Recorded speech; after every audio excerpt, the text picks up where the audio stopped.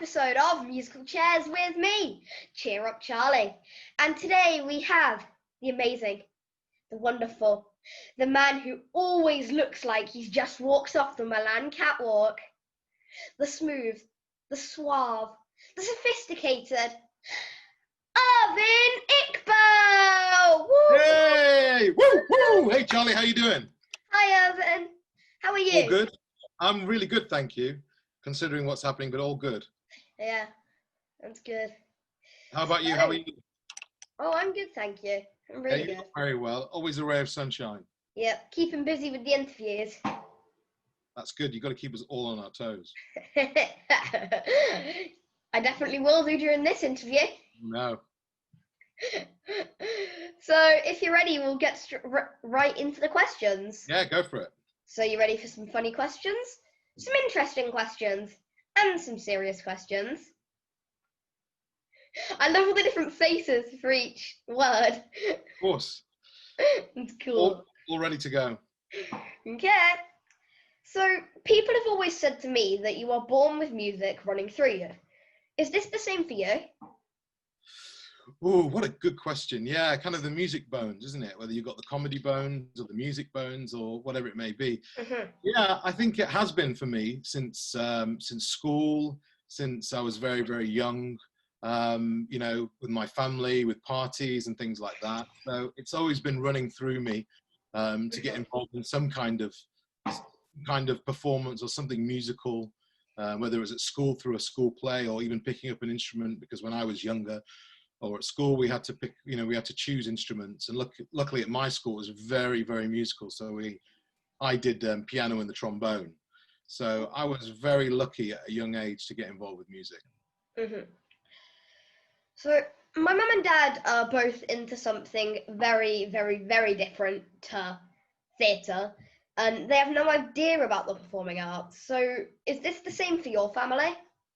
Well, my family are all medics. So my dad, yeah. So my dad is a retired anaesthetist, and my mum was a GP, but they're all, you know, they retired like 10, 12 years ago. Oh yeah, Irvine, way to make your parents feel old. They're not going to see this, so it's okay. They might actually. No, they're not going to. Yeah, so my parents were all medics, and then obviously my sister went into law.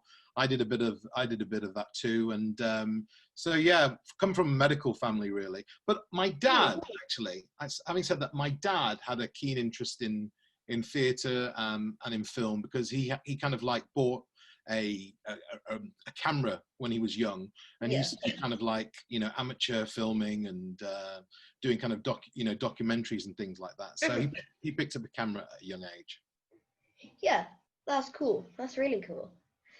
How hard was it growing up loving the arts as an Asian British artist? Yeah, I mean, that's another great question. You know, I think with people, you know, people from South Asian backgrounds, there's this level of expectation to either become, you know, a doctor or a dentist or an accountant. You know, becoming an actor and a performer is a little bit of, you know, considered kind of a black sheep, really. And so it's not, you know, culturally and, you know, through a generation, it wasn't considered to be a profession that one would go, you know, one would take. So it's very, very difficult, but thankfully people like my parents were very, very supportive and very, very good about it, and they encouraged me to do it. So nothing to do with the question you just said, but when I was researching you, I thought you have the cutest little boy and the cutest little puppy ever. Yeah, little Luna. She's gorgeous, isn't she? Luna and Vincent. That's right, Luna and Vincent, yeah. She has the nicest eyes, Luna. And she looks like a mini wolf. Yeah, she does. She's also really, really, she's really calm, and she loves Vincent as well. They're like the dynamic duo, those two. They spend so much. I saw the cutest picture where Vincent was like this and Luna was like this. Oh yeah, they get up to tricks, those two. He's just started to learn about throwing the ball, because he enjoys, you know, when you throw the ball and then Luna goes goes to fetch it. He enjoys all of that. So he's just starting to learn how to do that because he wants to be part of the club. That's cool. All right, back on topic. You have a degree in drama and film and TV, and then went on to the Royal Academy of Music to do your masters. What made you take this route? Oh, I just these are all great questions, by the way. I finished my degree at Brunel University in, like you rightly said, drama, film, and television. And there was a lovely man who ran that course. His name was John Ginman. And he said to me, you know, Irvine, you're going to be completing this course. You might want to go and improve your singing voice somewhere. And because a lonely little lad from Bolton like me had no idea, because I was down in London, I had no idea of who to go to and what to do.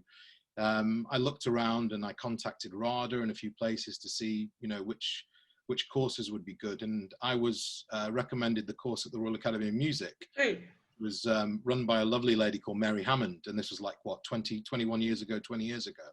So when I finished my degree, I went to the Royal Academy of Music, met some amazing people, some amazing teachers, worked with some great directors there. And I learned so much, kind of improving my voice, improving my repertoire, learning all the repertoire, learning all the contemporary musicals, learning all the old musicals, working on the voice. But I learned so much there over a period of about 9 months. And then went on to do a bit more studying as well. I like a bit of education. I went to go and study law at BPP, and then I did my MBA at Westminster Business School. It's something about me really that just enjoys knowledge and learning. Yeah, that's really cool. So the more I research and learn, the more I see that performing arts is such an expensive route to take. How do we make it more accessible to all? Oh, just another great question. Well, I mean, it all boils down to, you know, the producers and, you know, how we access theatre. I mean, when I was doing Aladdin, for example, which you came to see, Yes. you know, there are companies out there like Disney who champion kind of access to theatre because everyone's aware that not everybody in theatre can afford to go to theatre. But you know, production companies like Disney were quite receptive to that, and they arranged for lots of people. There's a drama school that I'm a patron of called the Bowery Academy, and and that drama school helps kids from, you know, socioeconomic poor backgrounds, basically, to study drama and to sing and act and dance each week. And so Disney, for example, provided tickets to that drama school because they knew that obviously the people there couldn't afford it, so they gave them access to it. And those people that were training on that course were able to come and see a big professional show like Aladdin and see how it all works. So I think it's all about accessibility and whether a lot of the producers and people who have the money, but not just people who have the money as well, people like, you know, people outside the industry who can help and give access to those people. Yeah. You, coming back to what I just said about your little boy Vincent, you have the most gorgeous little boy, Vincent, if you didn't hear the first, like... That's very kind of you.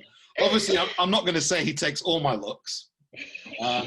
He gets all his good looks from his mother. But yeah, he's just started to walk 4 or 5 days ago, which is crazy. So you've got to have your eyes on him. Yeah. You know, everywhere. And you've got to kind of like baby-proof everything, so there's no kind of like sharp corners or anything like that. So since he's starting to walk now and getting a bit more access around the house, he's also quite inquisitive as well. He wants to find out what things are and objects are. So basically, inquisitive walking baby. Exactly, but that means that all my musical CD collection is now ruined because he's picking up like all the CDs of all the shows and he's just ruining all the booklets and everything. So oh no, that kind of means I should be downloading everything now. So would you encourage him to go down the performing arts route? Yeah, absolutely. I mean, if it's something that he has a passion for and you know, he wants to pursue, you know, I think anybody, you know, not just my son, anybody that has a passion for something, especially our industry, which is, you know, Yeah. which is a great industry, and It is. It's the best industry. best, It's all one big tribe. It's one big family. obviously. Yeah, so if he, you know, if he decides that's his passion and he wants to pursue it, I would very much support him, like my parents did. You know, my parents did with me. Yeah, because in this industry, there's no rivalries between shows and that. Whereas if it was in an industry like football, you would only have your team because you rival against the other teams. But in this industry, you don't rival against the other shows. You're No, absolutely right. I think because we all understand. in the same boat. We're all in the same boat, and I think that's the universal understanding, is that, you know, the industry is very, very tough at times. Yeah. You know, we are part of a different circle of life where we are performing and entertaining people, but, you know, and so universally we all support each other because we understand it's very, very difficult and it requires discipline. Yeah. So, you were the first and only British Asian actor to have performed in 3 British Asian musicals in the West End: Bombay Dreams, The Pavilions, and Bend It Like Beckham. How much of an honour is this? It is a massive honour. I've been very, very lucky, you know, and I think all of it stemmed down to graduating from the Royal Academy of Music, really. I mean, that for me was perfect timing because I graduated from there, and then a couple of years later, Bombay Dreams came along, and then other shows, South Asian shows came along. And so it was all about timing. But I feel very privileged and very honored to be in all of those 3 shows. And Yeah. what's really nice about being in those shows is that, you know, I go and do workshops for, you know, other new musicals or musicals that are about to come out, and I see other actors and actresses from South Asian backgrounds, and they say to me that you know, that they were inspired because they went to go and see those shows. So Yeah. I mean, and for me that is the biggest honor, because you know how important, you know, representation is and everything. Yeah. And so when, you know, that makes me feel really happy that as youngsters they went to go and see those shows, and that inspired them to become actors. Yeah. I first met you when you were in Aladdin, as you said, playing the Sultan, and very kindly you got me tickets to come and watch and then meet the cast. A lot has changed since then for me. As you know, I am very passionate about people doing what they love and not what they think they should do. I want #CheerUpCharlie to be associated with acceptance. It is about time bullying is tackled once and for all. I am very lucky to be in a position to use my voice and speak to people like you that give my generation the hope that things will change, and that the one voice I have can become a huge roar. But change needs to be learned.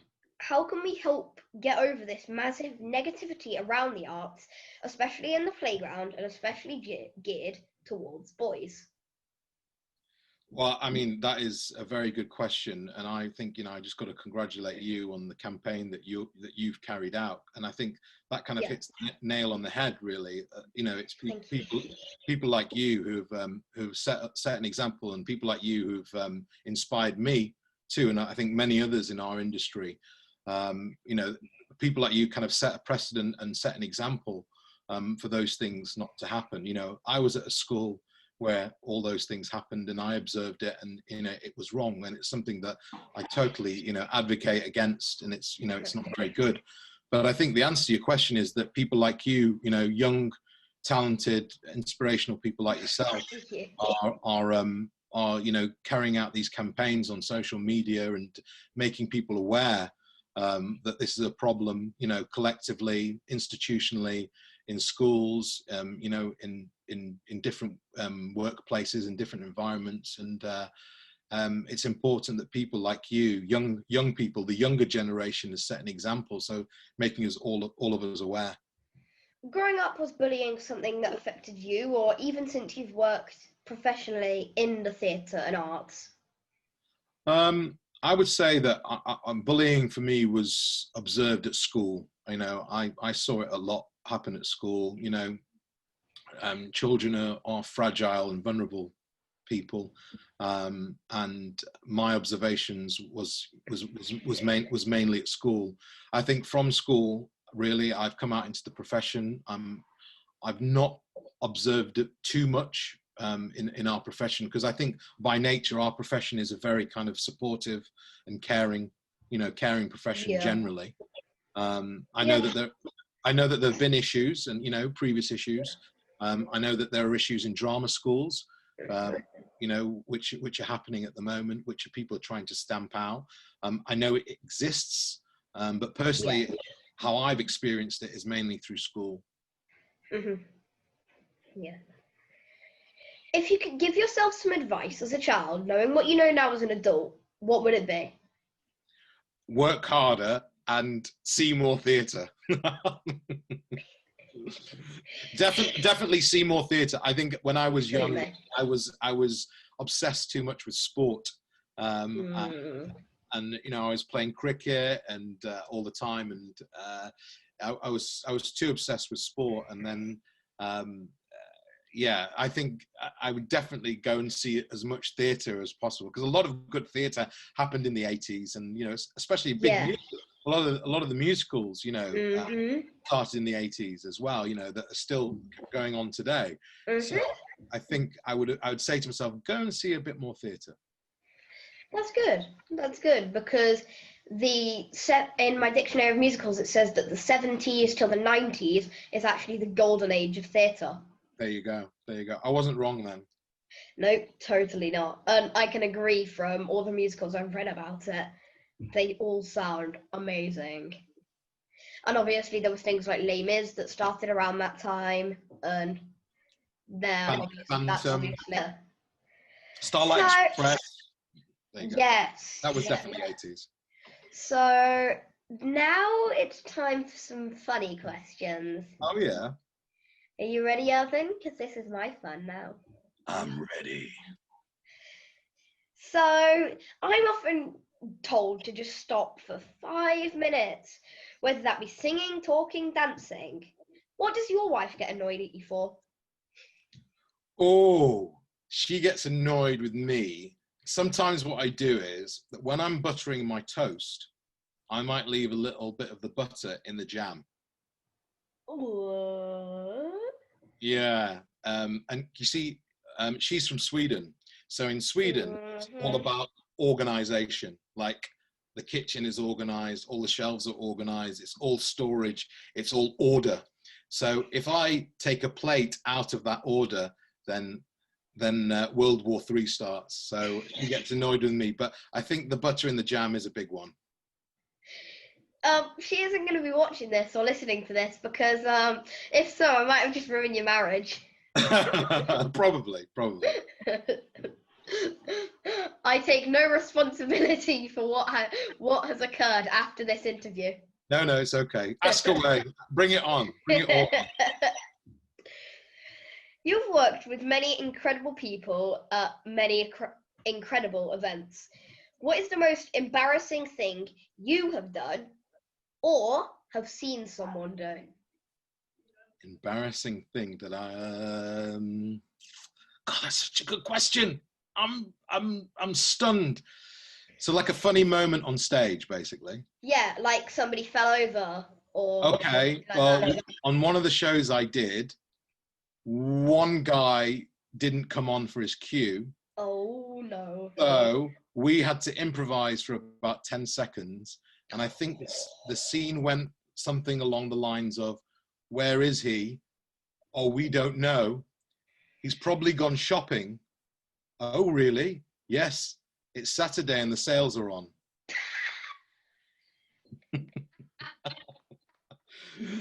So I think that's, I'd say that was kind of a funny moment. A funny moment for any actor, I think, is when the other actor doesn't make his cue. So you're stuck on stage with gazillion people in front of you, and you can't just sit there and stand there and do nothing. Just stand there blankly. 2,000 people are watching you, or 3,000 people are watching you. So you've got to kind of carry on, and that's when your discipline and that's when your experience comes through and reflects as an actor, is that you've got to carry out a bit of improvisation.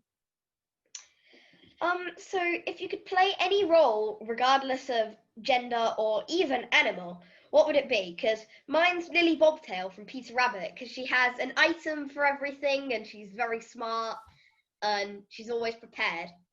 Are we talking musicals? Are we talking plays? Are we talking everything? Whatever you want. Whatever I want. Ooh, I don't know. Maybe, maybe to play Othello one day. Or Iago one day. Or Hamlet one day. Or one of, something great in Shakespeare would be good. So any really good classic Shakespeare character. Yeah, a nice little meaty role in Shakespeare would be lovely. Nice. But anything in musicals as well. We all love a villain now and again, don't we? So anything that's meaty and villainous too is also good. But for some reason, I always play fathers. But so I don't mind that anyway because I'm a father. So it's always good. As well as an amazing sultan, I think you would have made a good Jafar. Really? I'm giving to you that I'm giving that to you as a compliment. You're the one that I need. You're nimble, stealthy, and skilled. Do you want to continue abusing those skills? Stealing bits of bread and worthless baubles? Very good, very good. Everyone up at Iqbal, round of applause. So now is my favourite thing to ask. What is something that nobody knows about you until today? The more gross, the better. Oh, I haven't got anything gross. I'm a bit of a nerd. That's fine. Yeah, I'm a bit of a nerd. I collect things like film memorabilia, and Cool. I'm a big science fiction fan as well. I like, I like to collect small little trinkets, and Helen, my partner, she goes nuts over it. She says, "Where are we going to store all this stuff?" But I've got I collect very kind of eclectic and random things from film memorabilia. I've got the the musical The King and I. Yeah. So I've got Yul Brynner's majestic black, I know, crazy, eh? Robe, and people are going to think I'm really nerdy now. It's crazy. I've got Yul Brynner's majestic robe from The King and I, and I've got all sorts of stuff from different musicals and films that are all stored here. And Helen goes nuts saying, "When are we going to get rid of it all?" But I'm not getting rid of anything. You want to get rid of those? Oh, I know. Yeah. So I've got quite an eclectic mix of memorabilia. Is my thing. That. Oh, and I've also got a signed Gene Wilder from Charlie and the Chocolate Factory. I've got a signed autograph from him. I know. Silence is golden, hey? Cheer up, Charlie. Willy Wonka. Yeah. So, now's for a round of quickfire questions. Ready. Who would you go and eavesdrop on if you were invisible? Oh, Boris Johnson. I've had a lot of people say Parliament. Yeah, something governmental. See what they're doing. I've had a lot of people say the government at the moment. Should I have said Elaine Page? Favourite superhero? Batman. Childhood book? Boy by Roald Dahl. Favourite city? London. Favourite Sondheim song? Take Me to the World. Nice. Comedy or drama? Oh, that's so hard. Oh, comedy. Suit or casual? Casual. Harry Potter house, so Hogwarts house. Oh, Gryffindor, because it was the same colours as my house when I was at school. Ah. Harry Potter character? Professor Snape. Nothing wrong with that. He's a good guy. Spoiler alert if you haven't seen. One of the best performances. Alan Rickman, great actor. Yeah. Text or talk? Talk. Favorite food? Mexican. Least favorite food? Greek. Okay. And now is for my most fun. This is where I get you to do an activity of my choice. And today I've chosen a tongue twister. Okay. Are you good at them? Kind of. I'll take a kind of. Most people say no. Oh, you said no. Well, you didn't say no, but we saw it. I'll try. So, repeat after me, and then you go on your own. Lesser leather. Lesser leather. Never weathered. Never weathered. Wetter weather better. Wetter weather better. And now you go. What was the first one? Lesser leather, never weathered. Wetter weather better. Lesson never. Leather. Better. Never weathered. Terrible. Terrible. Terrible. I think it might be the sound quality. Yeah. Sound quality. Sound quality terrible. Absolutely terrible, Charlie. Can't hear it. Send me a check for that after.